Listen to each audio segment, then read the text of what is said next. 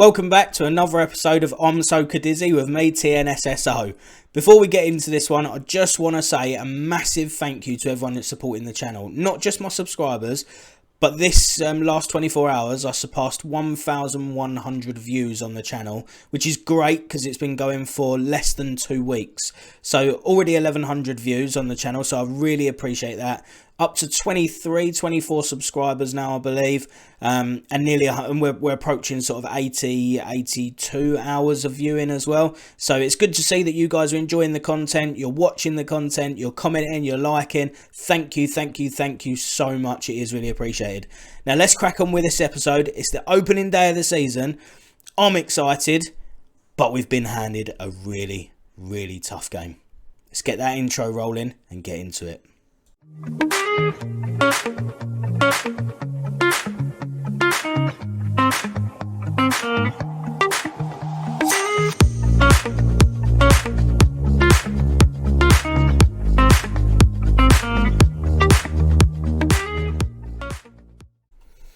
So the first thing for us to catch up on, we didn't actually talk about our supporter profile in the last episode. So this is where we're at.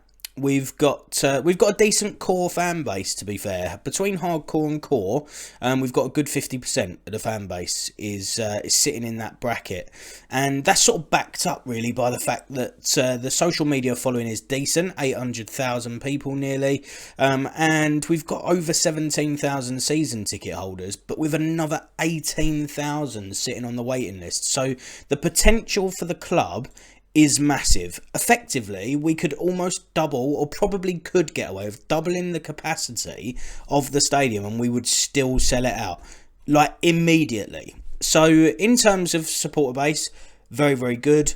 Great core to be starting with. Lots of potential for the club. The supporters' influence on the board is low. I'm kind of thinking that's probably a good thing, based on the fact that if they start to pressurise a little bit, if they're not happy, then they're not going to have too much influence on forcing the board to give me the sack. However, what we have already seen is that my supporters seem to have lesser expectations than the board anyway. So if we're keeping the board happy, we're definitely going to be keeping the supporters happy anyway. So that's the supporter profile. Next up, I want to talk about the squad selection rules in the Spanish La Liga, because this is naturally going to have an element of influence on our gameplay, on our transfer movements over the coming years. Now, at the moment, the squad must have no more than 3 non-EU players.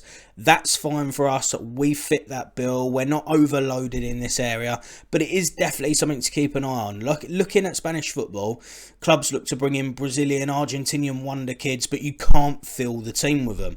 1 or 2, yes, that's great, but you can't exactly just go signing every wonder kid in the game from South America because you can't register them. So we are limited to a certain extent. We've got to have no more than 4 players in the playing 11 who have been registered for a different team. That shouldn't cause us any issues either. And a maximum of 23 outfield players must be in the squad. So in general, 2 keepers, 23 players. It's a squad of 25, and the total salary of the squad has got to be less than 500 grand a week. So there are salary caps to take into account in La Liga. Now, where that's going to put us in the longer term of things, if I obviously meet the expectations that I'm setting myself of getting to Champions League football one day, how that's going to affect us in competing with the big English sides with £2 million a week wage budgets, I'm not sure. But it's what we've got to work with, so that's what we'll do. Now, while we're on the terms of the squad, there has been some action in the transfer market already. The main outgoing move sees Alvaro Negredo leave the club. We pinpointed it before. Too old, not the man to be leading our line. His goal scoring stats over the last couple of seasons are nowhere near good enough to push Cadizzy to the next level. At 36 years old, I was still able to pick up a good £250,000 for him from FC Köln. And he'll still be playing at top level. He's gone to the Bundesliga. He's played a game, he's scored a goal. But I have no doubt that he will not keep up that sort of ratio. So Negredo's left the club. He's out. Following him out as well is centre-back Kala. Again, Probably 5th, 6th choice centre-back in the team. Nowhere near good enough. 2-star ability based on my assistant manager's recommendation. And I think he's bang on with that as well. This is a really average player. And I think that's proven by the fact that when I put him up on the transfer list, it was a team, Andorra, a team from the lower division that snapped him up. And that's probably more his level now. He's 32. He's coming to the back end of his career. Nowhere near good enough for a top La Liga side. So nowhere near good enough for us. We grabbed £48,000 for him as he leaves the club. Now, that did leave me a little bit of a gap at centre-back. And I did need to go in and make a signing. But as we know, finances are tight. We've only got 1.3 million in the transfer budget now. I have had a little jiggle. We've made some more wages available. So I have at the moment got about 30 grand a week to be spending on wages. However, it's still limited. So we didn't really look to buy. I looked at who I might be able to get on an unattached, who wasn't contracted to anyone at the moment. And although we've got an ageing squad already, and yes, I'm looking at youth and I do want to go down that route, I could not ignore the fact that Gary Cahill was available for free and was willing to come to Cadizzy. Yes, he's 36 years old, but when we look at his stats, Gary Cahill still has plenty to offer. Plenty. And I expect him to still be a relatively big part of our team this year. Excited to have him here. Brings even more experience to an even more experienced squad. But I think a good influence on the dressing room, and I think a good signing for nothing. With regards to contract, I had to pay him 15 grand a week to get him to come in. Again, I think that's pretty decent. In the grand scheme of things, that's not a huge salary for a player that is still very, very good. So I did want to inject some youth, and I am pleased to say the one that I'm most excited about is a young striker that we've managed to grab on loan. The only sticking point, the only bad thing about this deal is he doesn't join us until January. So we'll only have him for the second half of the season. Now, before I make the big reveal, I'm building up the tension, guys. I'm building up the tension. The World Cup should help us out this year because normally by January we would have played more games than we will have. But because of the World Cup coming in, it might work in our favour with this loan that the youngster's going to be able to fit into our squad and hopefully have more influence on our season because he'll get to play more games. Now, who is it, I hear you ask? The player that will be joining us in January is Youssoufa Moukoko. What a loan signing this should prove to be. I mean, I was shocked, to be fair, that we were able to get him. I was absolutely shocked. He's only on 12 grand a week, just under at Dortmund anyway. We're not going to be paying anything. We didn't have to pay anything towards his wages to get him to come. No monthly fee. He's going to be here playing for nothing. And he could bring a completely different dynamic to our team in the second half of the season. He's certainly going to offer us more attacking threat. And I'll be honest, I cannot wait until he gets here. And with the Moukoko deal not happening until January, we are actually trying to fight off interest in one of our other strikers at the moment as well. Anthony Lozano seems to have picked up interest from Brentford. Their latest bid has come in at 2.8 million overall, 2.2 up front. It's not the greatest, to be fair, for your number one striker, but on the flip side, it was almost really tempting because it would treble my transfer budget. However, when I weighed it up, I thought, look, I'm letting my best striker go and I'd have potentially just over 3 million to spend on a new striker, which probably isn't going to get me much. And like I said, Moukoko doesn't come in until January. So I've rejected the bid. I seem to be holding off interest at the moment. Lozano doesn't seem to be upset about it. So he seems to be happy to continue doing his job here. If that interest continues and Brentford get that offers up to around the £5 or £6 million mark, we might have another story on our hands. But for now, we're holding off interest. So with regards to the player and top player odds before we get into the season, so we're very, very close to kicking off that first game now against Atletico. But before that, we'll look at the top player odds. No surprise to see a whole host of Real Madrid players in here. and Barcelona players, with both strikers, Benzema and Lewandowski, leading the way in the odds, in the media odds. Luka Modric, the veteran that he is still very much seen as one of the best players in this league. And yeah, there's no real surprises with regards to the odds and who they're rating to be out there as the best players. Top goal scorer, again, no surprises there. It's Benzema and Lewandowski that lead the way, miles ahead on the odds of everyone else, with Vinicius Junior, the likes of Gerard Moreno, a great striker for Villarreal, and even Celta Vigo, Aspas, although he is 20-1. These are the best rated strikers in the league. We're obviously nowhere near it, as we expected not to be, in all fairness. But yeah, let's get off to that press conference now for the Atletico Madrid game, the first game of the season. See if we can inject some confidence into the players before kick-off. At the press conference, the first question that we're asked is going to be, are you confident that the chairperson shares your ambitions for the club? Naturally, just started a new job. I'm not going to start slating the board. I'm just going to say that positive reaction. Really believe everyone at this club wants to achieve the same objectives and long-term goals. We are all working towards success. Are you confident that your preparations will lead to a good start to the new season? I'm just going to be honest and say I think it'll be a tough game, and if we don't win, it won't be the end of the world.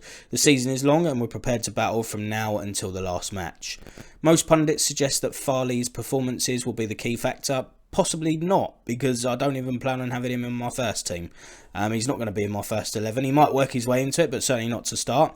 So we'll just diffuse that with it's a team game, and with all due respect to Farley, we can't rely on any one player if we're to be successful.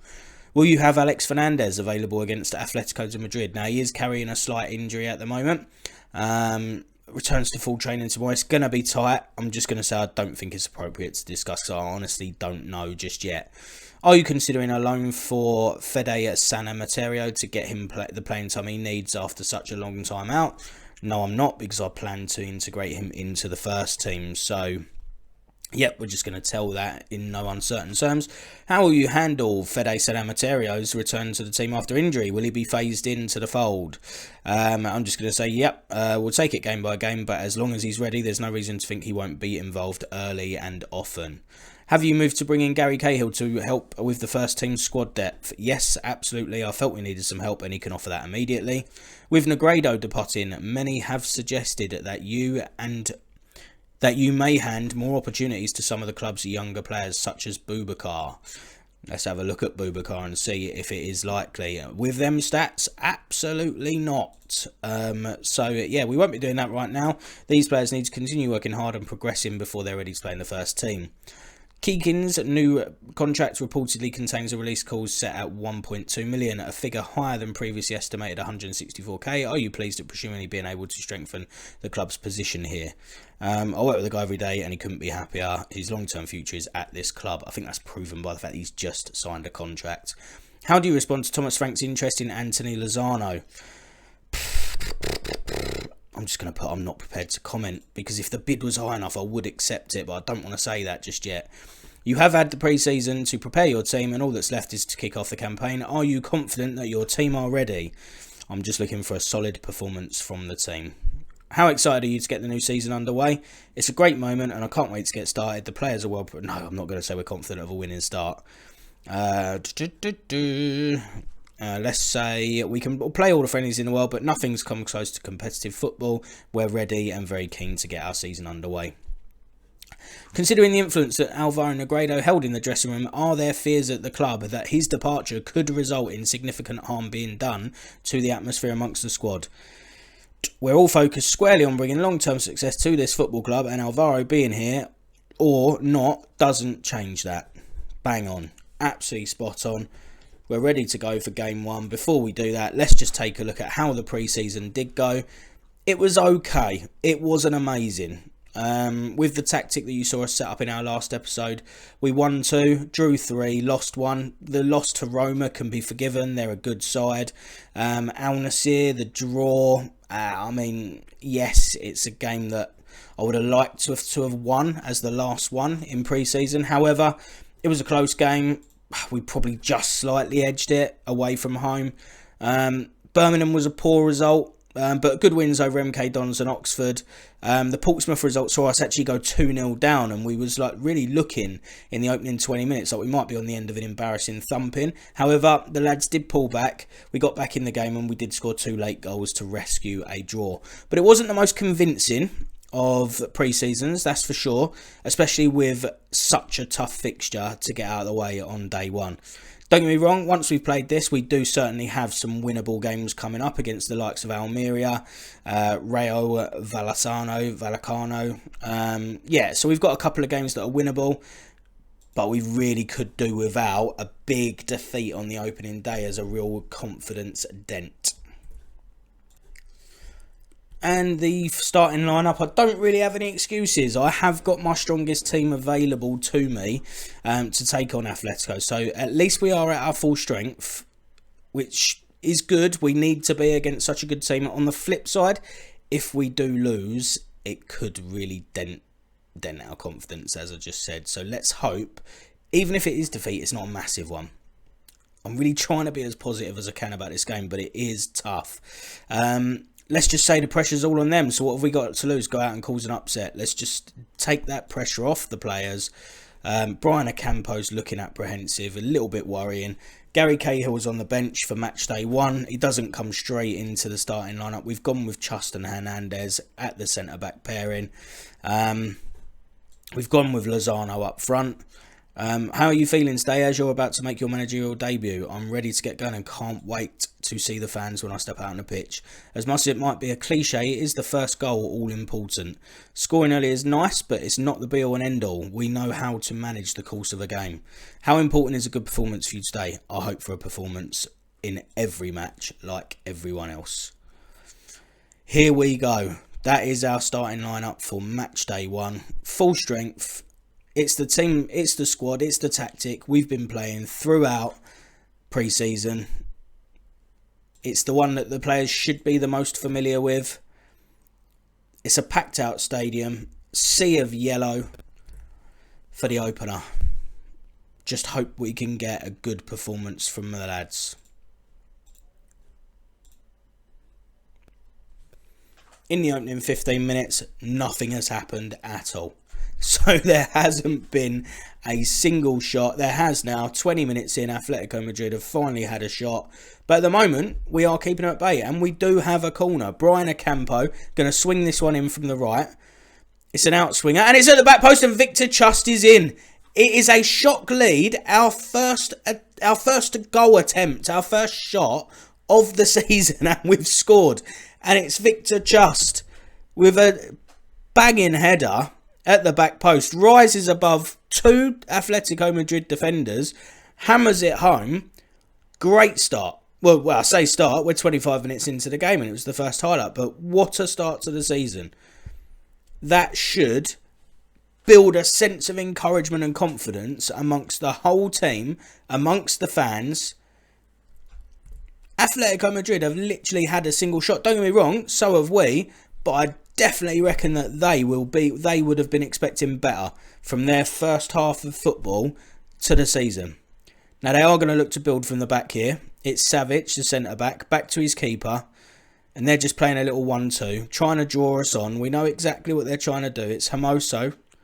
Bongonda's putting the pressure on. Nice to see that high press.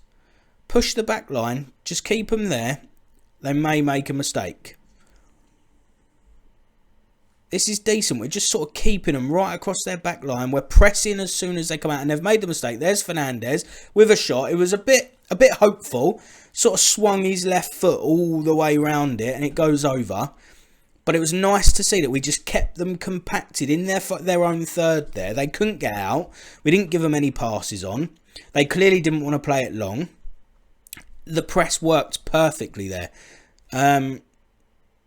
Yeah, I mean, we're going to be cautious in what we say because I'm going to give them some praise.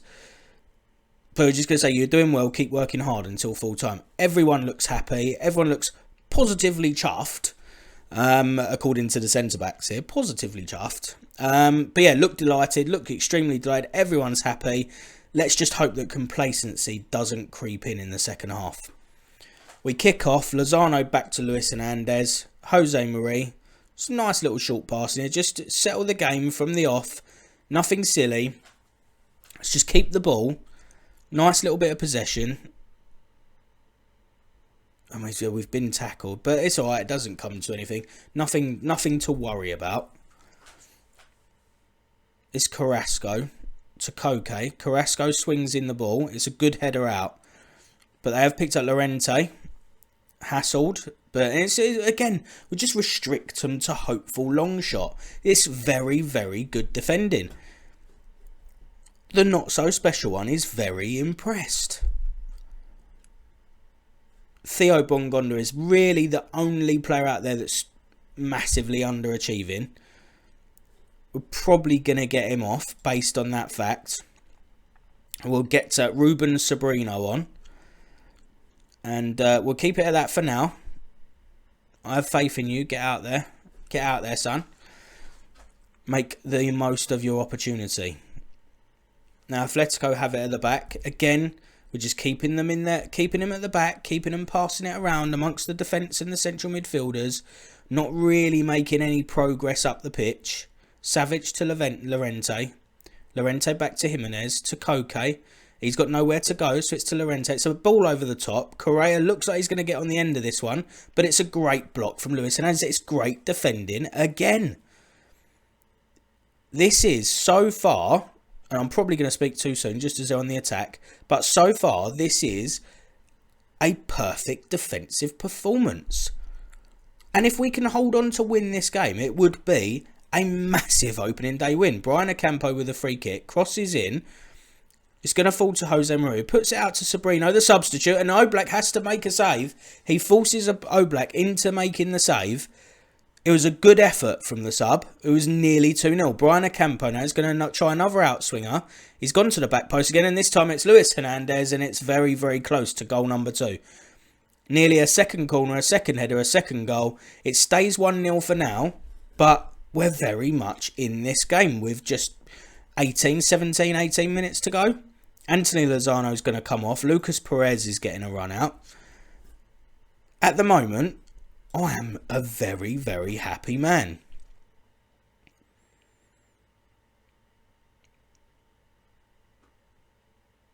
"13 minutes to go on the clock. Zaldua to Sobrino. Zaldua again. Crosses in.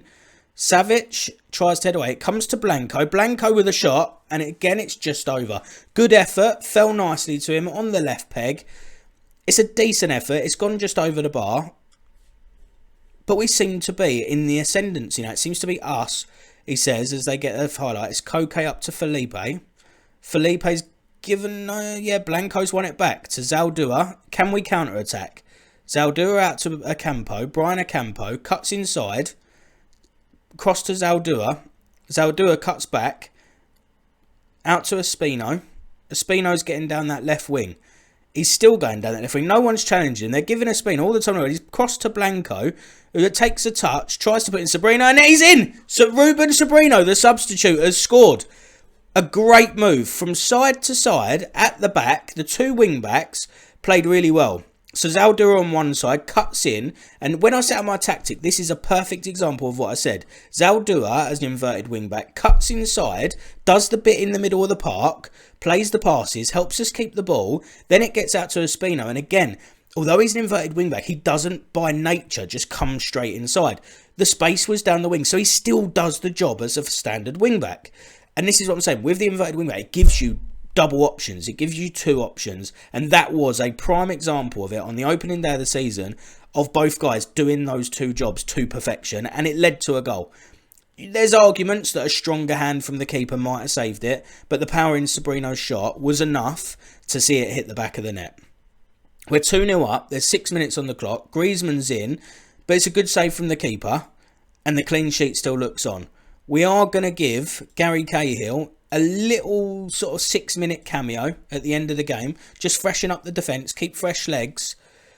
But it looks like we're going to hold on for a massive opening day victory. It's Zaldua now, just holding the ball, making them come on to us, wasting a bit of time. That's a little bit poor. I'm not going to lie, Sobrino, that was a little bit poor. A little bit of a hopeful chip over time, easy for them to defend. And now they have an opportunity to come back at us.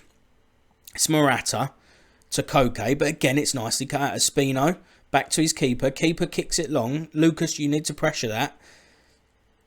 Yep, Lucas has sort of put enough pressure on that the ball's been given away to Sabrino. Now it's Aldua to Blanco, to Jose Marie, who hits it long down the right wing to Sabrino. Heads inside, but it's easy cut. But it's fallen back to us, and Sabrino's put in Lucas.